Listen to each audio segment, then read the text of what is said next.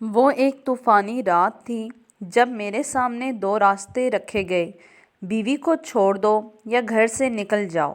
میں نے اپنے والد کی طرف دیکھا جن کی آنکھیں بے بسی کے آنسوؤں سے تر تھیں، مگر اپنے بیٹے کے حوصلے پر فخر تھا۔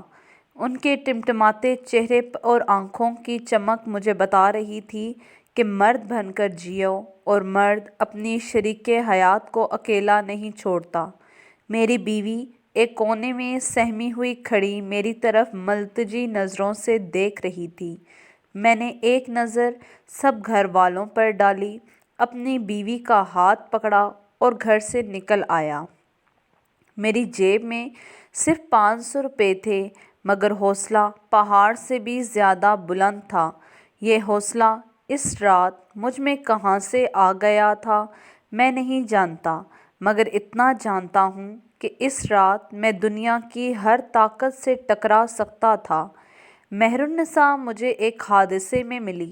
شادی کی رات پہلی بار میں نے اسے دیکھا۔ شادی کیا تھی؟ جرگے کا ایک فیصلہ تھا جو دو خاندانوں کے بیچ دشمنی کو صلح میں بدلنے کے لیے کیا گیا تھا۔ مہر النساء کے بھائی چچا نے میرے بھائی کو قتل کر دیا تھا۔ وہ تو جیل چلا گیا، مگر دشمنی دونوں طرف بن گئی۔ آئے روز ایک دوسرے پر گھات لگا کر فائرنگ کرنا، دونوں طرف زندگی اجیرن ہو چکی تھی۔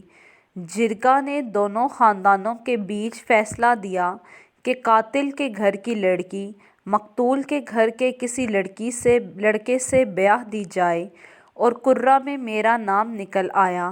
کیونکہ میں سب سے چھوٹا تھا، 3rd ایئر کا اسٹوڈنٹ بھی تھا، میرے پاس انکار کرنے کی یا منع کرنے کا یا احتجاج کرنے کا کوئی حق نہ تھا یا کوئی گنجائش نہ تھی۔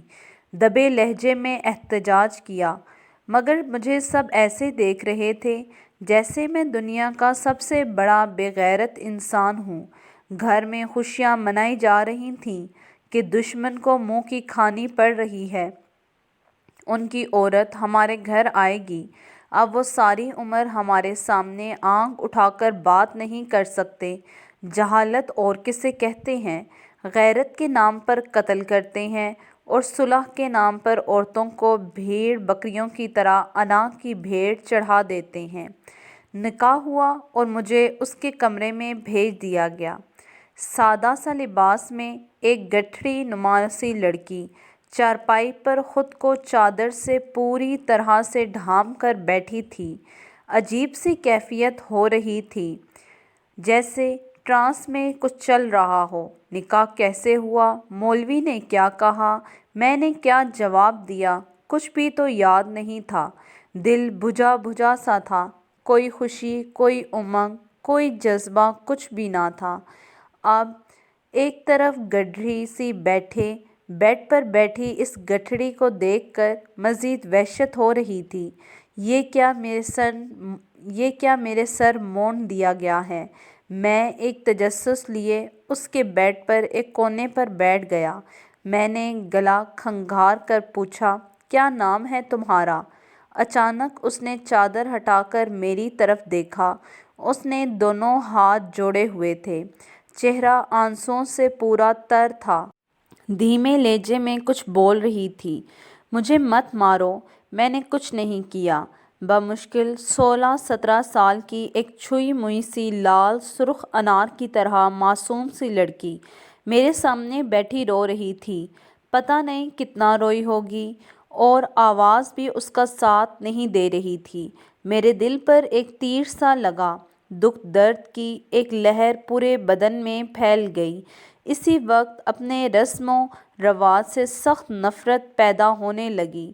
جو کبھی میں فخر کرتا تھا اپنے خاندان پر، ان کی جاہ و وشمت پر، لیکن آج خود سے گھن آنے لگی تھی۔ میرے سامنے کوئی بھیڑ بکری نہیں بلکہ ایک جیتا جاگتا انسان تھا۔ اس کی بھی کوئی خواہشات ہوں گی، زندگی سے اس نے بھی بہت کچھ مانگا ہوگا۔ یہ کیا دشمنی کی بھینٹ گائے بکری کی طرح بھگوان کے چرنوں میں بلی کی طرح چڑھا دی گئی ہے؟ وہ پوری طرح کانپ رہی تھی، خوف و دہشت سے اس کے ہونٹ بالکل سفید ہو رہے تھے۔ میں اٹھا اور پانی کا گلاس جو کہ ٹیبل پر پڑا تھا لا کر دیا، اور میں نے اس کو دیکھا کہ اس نے ایک ہی سانس میں وہ چڑھا گئی۔ تم کیوں ایسا سمجھ رہی ہو کہ میں تمہیں ماروں گا؟ کیا میں تمہیں ایسا لگتا ہوں؟ اس نے سر کو ہلکا سا دائیں بائیں ہلایا، مگر بولی کچھ نہیں، بس ڈری سہمی ہوئی ہرنی کی طرح میری طرف دیکھ رہی تھی۔ وہ جو رحم اور ہمدردی کی طلبگار تھی، وہ جو رحم اور ہمدردی کے جذبات تھے، اچانک پیار میں بدل گئے۔ اس معصوم سی لڑکی پر بہت زیادہ پیار آیا۔ میں نے اسے کمبل اٹھایا اور سلا دیا، مگر وہ چپ چاپ لیٹی رہی، سو نہیں رہی تھی۔ مجھے سمجھ نہیں آ رہی تھی کہ میں اسے کیسے سمجھاؤں، اس کا ڈر کیسے ختم کروں۔ وہ رات گزر گئی۔ صبح میں جلدی اٹھ کر باہر چلا گیا، مگر مجھے معلوم تھا کہ اس پر سارا دن کیا گزرے گی۔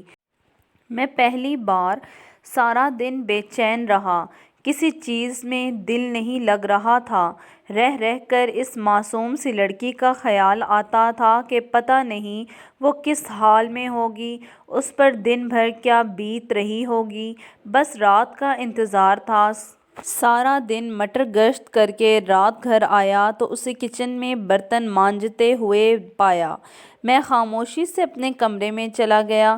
رات وہ آئی تو میں اسے دیکھ کر دل محسوس کر گیا کہ وہ ایک دن میں مرجھا چکی تھی۔ اس رات اس سے بہت باتیں کیں، بہت معصوم تھی، بہت تسلیاں بھی دیں، سمجھایا، دن بھر کا حال پوچھا تو رو پڑی۔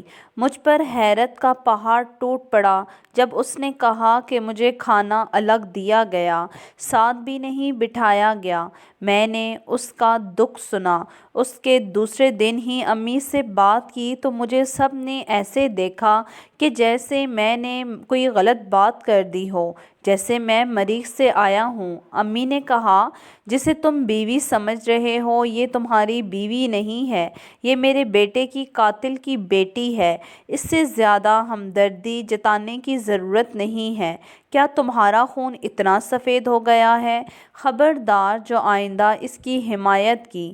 دن اسی طرح گزرتے گئے۔ جب مہینے بعد امی اور بھائیوں کی طرف سے تکرار ہونے لگی اور بھابھیوں کا رویہ سخت ہونے لگا کہ اسے طلاق دے کر فارغ کر دو، دشمن کے دل میں آخری کیل بھی پیوست کر دو، مگر میں نے انکار کر دیا۔ اور پھر وہ رات بھی آ گئی جب سارا گھرانہ ایک طرف کھڑا ہو گیا، مجھے طلاق یا گھر چھوڑنے کا کہہ رہا تھا۔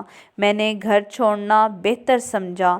میں نے گھر چھوڑ دیا۔ اتنی ہمت مجھ میں کہاں سے آئی یہ صرف میرا اللہ جانتا ہے، مگر جیسے ہی میں نے دہلیز پار کی، بارش تھم گئی، آسمان پر ستارے نظر آنے لگے، اور میں قدرت کا اشارہ سمجھ گیا کہ میں ہوں نا تمہارے ساتھ، ڈر کس بات کا ہے۔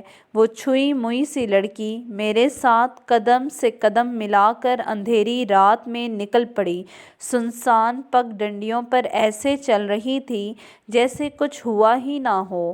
میرے دماغ میں جکڑ چل رہے تھے، اور اسے دیکھا تو موصوفہ جگنو پکڑ پکڑ کر دوپٹے میں قید کر رہی تھی۔ مجھے بے اختیار ہنسی آ گئی، ساری تکلیف اور آنے والے اندیشے بھول گیا۔ میں نے کہا، پاگل، تمہیں پتہ ہے ہم کہاں جا رہے ہیں؟ وہ میری طرف بے فکری سے لہجے میں دیکھ کر بولی، مجھے کیا کرنا ہے معلوم کر کے؟ تم ہو نا اب میرے ساتھ، اب مجھے ڈر نہیں لگتا کسی سے بھی۔ اور آج اس بات کو 20 سال گزر چکے ہیں، زندگی نہایت خوشحال گزر رہی ہے۔ دعا ہے اللہ تعالیٰ سب بہن بیٹیوں کے نصیب اچھے کرے، آمین۔